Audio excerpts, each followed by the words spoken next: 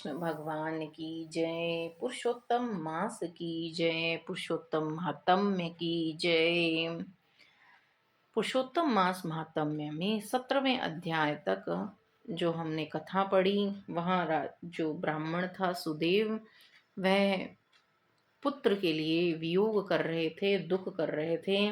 18वें अध्याय में आगे क्या है, चलिए आज वो कथा पढ़ते हैं। नारद जी बोले, हे तपोनिधि, राजा दृढ़ धनवा को वाल्मीकि जी ने उसके उपरांत क्या सुनाया, कृपया मुझे ये सुनाइए। श्री नारायण बोले कि राजा अपने पूर्व जन्म की कथा सुनकर आश्चर्यचकित रह गए और वाल्मीकि जी से फिर पूछा कि हे ब्राह्मण, आपके वचन अमृत के समान मीठे हैं, जिनको सुनकर मन ही नहीं भरता। आगे का चरित्र सुनाइए। वाल्मीकि जी बोले, हे राजन सुनिए। वह ब्राह्मण जिस समय शोक और विलाप कर रहा था, उस समय दशों दिशाओं में गर्जन करता मेघ छा गया और पर्वतों को कंपाती हुई भयानक हवा चलने लगी। मेघ गर्जना से दिशाएं भर गई, महीने भर निरंतर वर्षा की झड़ी लग गई, धरती पर पानी पानी हो गया, किंतु शोक में तपा ब्राह्मण कुछ न जान सका। वह महीने भर अन्न जल त्याग कर पुत्र पुत्र पुकारता रहा, विलाप करता रहा और महीना बीत गया। भगवान श्री कृष्ण का परम प्रिय महीना पुरुषोत्तम मास ही वह महीना था। ब्राह्मण को इसका ज्ञान न था, तब भी भगवान के स्मरण कीर्तन करते रहने से उस मास की ही सेवा हो गई तथा उसके फलस्वरूप श्री हरि अत्यंत प्रसन्न होकर प्रकट हो गए। तब भगवान पुरुषोत्तम ने ब्राह्मण को दर्शन दिए तथा गोद से जो मृत पुत्र था उसको शीघ्र ही धरती पर रख पति पत्नी खड़े हो गए और प्रसन्नता के साथ श्री भगवान को दंडवत प्रणाम किया। हाथ जोड़कर सम्मुख खड़े हो विचारने लगे, श्री कृष्ण ही मेरे सहारे हैं। श्री हरि बोले, हे सुदेव, तुम धन्य हो, परम भाग्यशाली हो। तीनों लोकों में तुम्हारे भाग्य के कहने में कोई सामर्थ्य नहीं। हे तपोधन, अब जो होनहार है वह सुनो। हे ब्राह्मण, तुम्हारे पुत्र की 12,000 वर्ष की आयु हो जाएगी। इस प्रकार एक प्राचीन इतिहास जिसे राजा रघु से श्री मार्कंडे जी ऋषि कह चुके हैं सुनाता हूँ। प्राचीन समय में एक बड़े मन वाले धनु नामक मुनि हुए। उन्होंने संसारी मनुष्यों को पुत्र संबंधित मानसिक दुख से दुखित देखा। इससे उनका मन अत्यंत दुखी हुआ। तब विचारने लगे कि मुझे अमर पुत्र लाभ हो, इसलिए उन्होंने 1,000 वर्ष तक कठोर तप किया। तब देवताओं ने आकर धनु से कहा कि हे मुनीश्वर, हम तुम्हारे तप से प्रसन्न हैं, तुम्हारा कल्याण हो, जो इच्छा है वह वर मांगो। श्री नारायण जी बोले कि देवताओं के इस प्रकार के वचन सुन वह अमृत के समान तृप्त हो बोले, मुझे अमर और बुद्धिमान पुत्र दीजिए। सब देवताओं ने कहा कि ऐसा अभी पृथ्वी पर तो नहीं हो सकता। तब फिर ब्राह्मण ने कहा कि निमित्त आयु वाला पुत्र दे दीजिए। देवता बोले, निमित्त किसे कहते हैं? मुनि बोले, यह सामने जो बड़ा पर्वत है, यह जब तक रहेगा मेरा पुत्र भी तब तक जीवित रहेगा। तब देवता बोले, ऐसा ही हो, ऐसा ही हो। यह वरदान देकर स्वर्ग चले गए। धनु शर्मा ने भी समय आने पर वैसा ही पुत्र प्राप्त किया। वह पुत्र चंद्रमा के सदृश बढ़ने लगा। जब वह 16 वर्ष का हो गया, तब उससे पिता धनु मुनि बोले, हे पुत्र, महात्माओं की कभी आ, न करना। फिर भी वह मुनियों को सताता था। महात्माओं को कभी सताना नहीं, उनका अनादर न करना, पर फिर भी वह मुनियों को सताता रहा, क्योंकि वह निमित्तायु था। इस घमंडवश वह उन्मत्त होकर मुनियों को कुछ भी नहीं समझता था। एक बार क्रोधी मुनि महर्षि विधि पूर्वक शालिग्राम भगवान का पूजन कर रहे थे।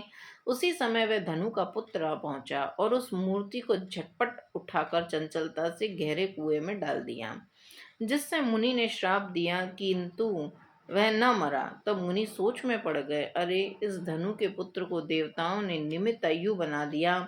इस प्रकार चिंता करते हुए मुनि लंबी श्वास छोड़ने लगे। उस श्वास से अनेकों भैंसें उत्पन्न हो गई, जिन्होंने उस पहाड़ में टक्कर मार मार कर टुकड़े टुकड़े कर डाले। तथा उसी समय उस मुनि कादू मर्द पुत्र भी मर गया।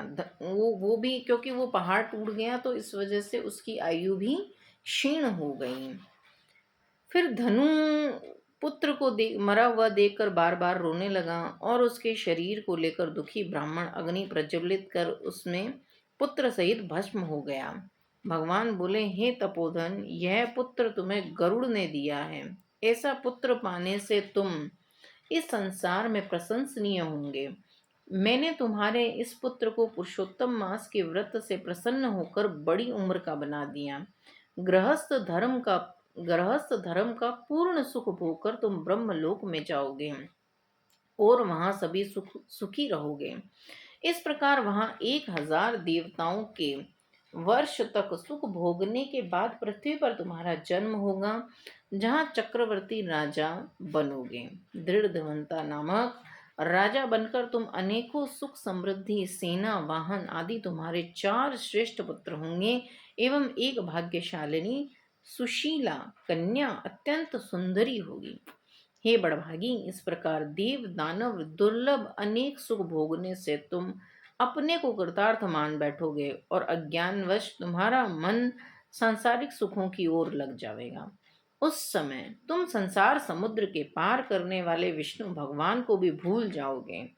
तब यही तुम्हारा पुत्र तोता बनकर वट वृक्ष पर बैठकर तुम्हें ज्ञान देगा। उस समय तुम तोते के श्लोक का भाव न समझकर उदास हो घर आकर चिंता के समुद्र में लीन हो जाओगे और समय से ब्राह्मणोत्तम तुम्हें वाल्मीकि ऋषि आकर ज्ञान देंगे। तब संशय निवृत्त होने पर सांसारिक सुखों को त्याग कर श्री हरि पद को अपनी स्त्री के साथ पाओगे, जिसमें गया लौटते नहीं हैं। इस प्रकार भगवान के कहते हुए ब्राह्मण पुत्र उठ बैठा। स्त्री पुरुष पुत्र को देखकर बड़े प्रसन्न हुए। देवता भी उन पे पुष्प की वर्षा करने लगे। सुखदेव ने भी उठकर श्री हरिहर एवं माता पिता के चरणों में प्रणाम किया। उस समय पुत्र को देखकर गरुड़ जी बड़े प्रसन्न हुए।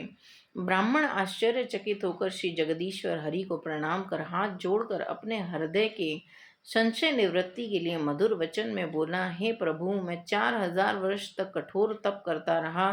तब आपने प्रकट होकर कहा था कि हे पुत्र, तुम्हारे भाग्य में पुत्र नहीं।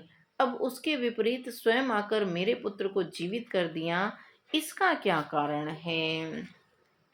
क्योंकि पहले जब सुखदेव ने तप किया तब भगवान ने ये कहा था कि भाग्य विधाता जो ब्रह्मा जी हैं उन्होंने भाग्य में पुत्र नहीं लिखा है, इसलिए कोई और वर मांग लो।